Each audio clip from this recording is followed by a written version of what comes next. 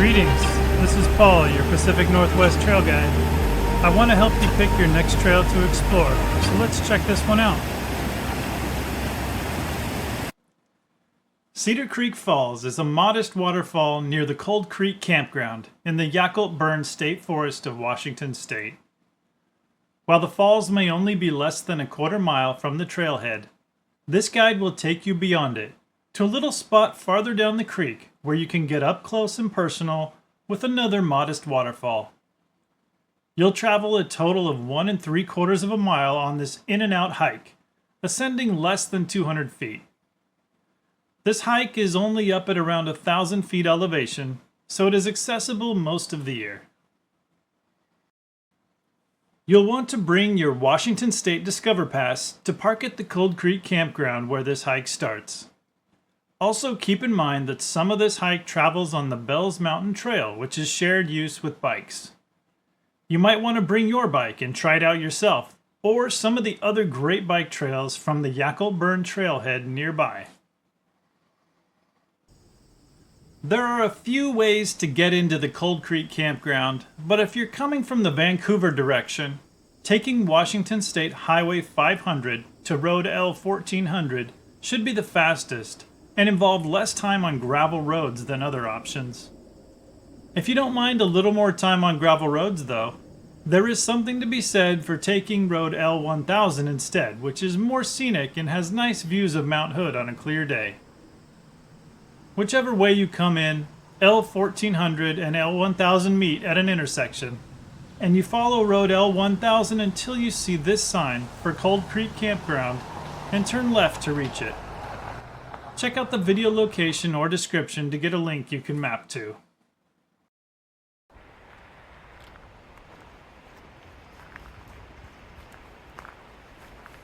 Starting from the small parking area by the creek, you can pick up the trail just a bit upstream.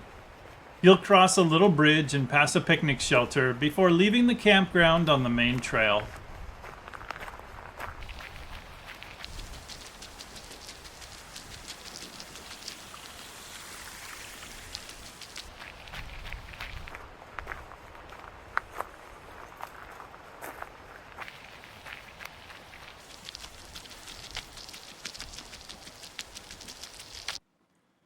The first section of this hike just follows along the creek for a short distance until you reach the junction with Bells Mountain Trail and Cedar Creek Falls itself.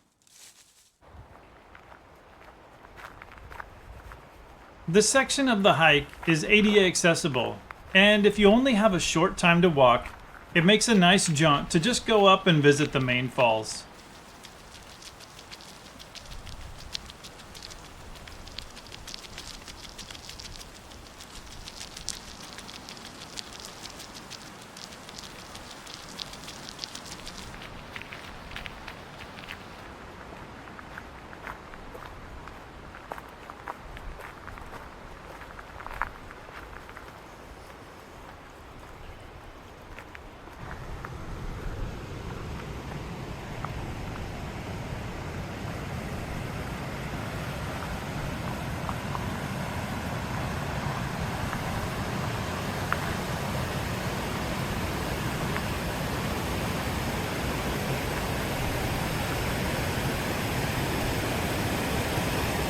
What it lacks in height, Cedar Creek Falls makes up for in character. A beautiful backdrop and the choke point made by the rocks here makes it more dramatic than you would think.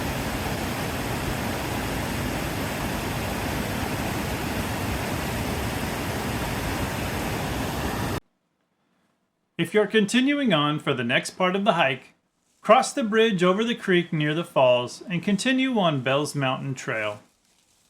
We'll follow it for about 3/4 of a mile, following the creek on the other side to get to the end point of this hike.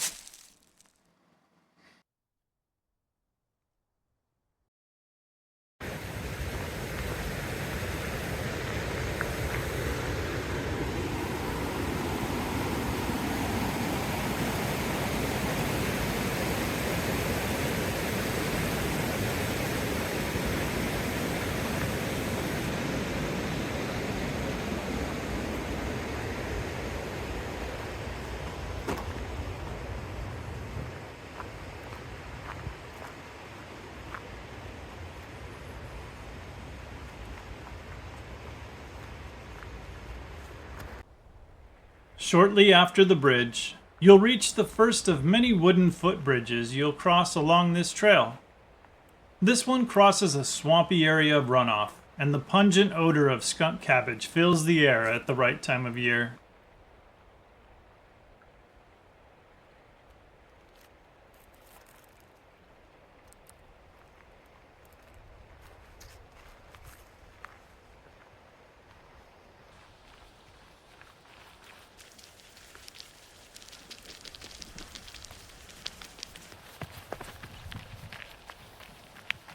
Continuing on, the trail ascends higher above the creek to a shaded hillside.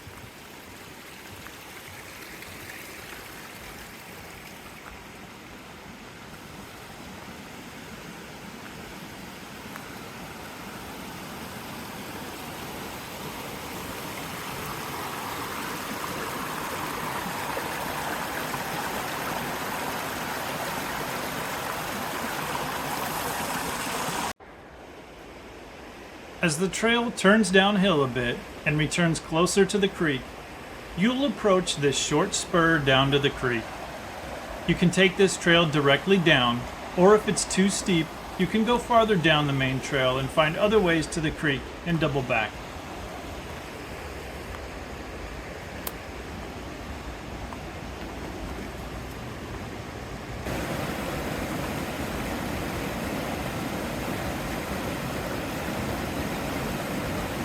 This smaller waterfall offers a nice setting with some huge boulders to relax on and have a snack.